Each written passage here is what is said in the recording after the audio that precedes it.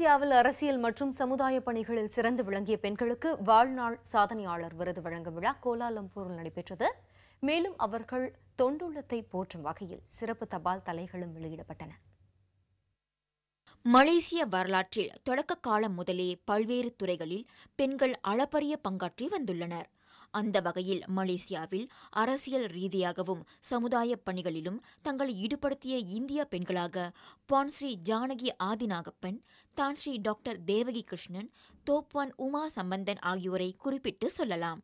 இவர்களின் சேவைகளுக்கு அங்கீகாரம் வழங்கும் வகையில் அண்மையில் கோலாலம்பூரில் வாழ்நாள் சாதனையாளர் விருது வழங்கியும் அவர்களின் படம் அடங்கிய தபால் தலை வெளியிட்டும் சிறப்பு செய்யப்பட்டனர்.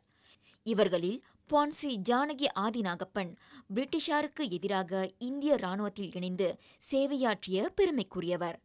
அன்றைய காலகட்டத்தில் நேதாஜி சுபாஷ் சந்திரபோஸ் மலாயாவிற்கு வந்து இந்திய சுதந்திரத்திற்கான ஆதரவை திரட்டிய போது தனது காதணிகளை கழற்றி கொடுத்தவர் இவர். 18 வயதில் இந்திய இராணுவத்தின் ஜான்சி ராணி படையில் இணைந்து 2ஆம் நிலை கமாண்டராக உயர்ந்தவர். இந்தியா பர்மா எல்லையில் ஆயுதம் ஏந்தி பாதுகாப்பு பணியில் ஈடுபட்டவர். நேதாஜியின் நம்பிக்கைக்கு பாத்திரமாக விளங்கியவர். பின்னர் மலேசிய இந்திய காங்கிரசின் முக்கிய தலைவராக விளங்கிய தான் ஸ்ரீ ஆதி நாகப்பனுடன் மன வாழ்க்கையில் இணைந்து பலர் தொடர் சேவைகளை புரிந்தார். இவரது சேவையை பாராட்டி இந்திய அரசாங்கம் இவருக்கு பத்மஸ்ரீ விருது வழங்கி சிறப்பித்தது. அவ்வகையில் இந்தியாவின் பத்மஸ்ரீ விருதை பெற்ற முதல் மலேசிய பெண்மணியாக பான் ஸ்ரீ ஜானகி ஆதிநாகப்பன் திகழ்கிறார்.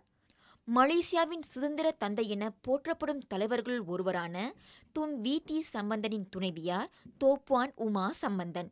தமது கணவருக்கு பக்கபலமாக இருந்த இவர் மக்களின் பிரஜா உரிமை குறித்த விழிப்புணர்வுக்கு முக்கியத்துவம் அளித்தார்.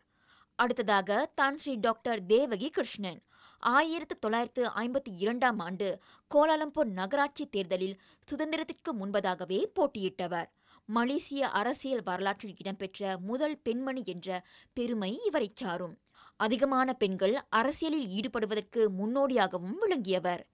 இவர்களுக்கு வழங்கப்பட்ட இந்த அங்கீகாரம் அவர்களுக்கு சிறப்பு செய்வது மட்டுமின்றி இளைய சமுதாயத்தினருக்கும் ஒரு முன்னோடியாக விளங்குமெனில் மிகையில்லை.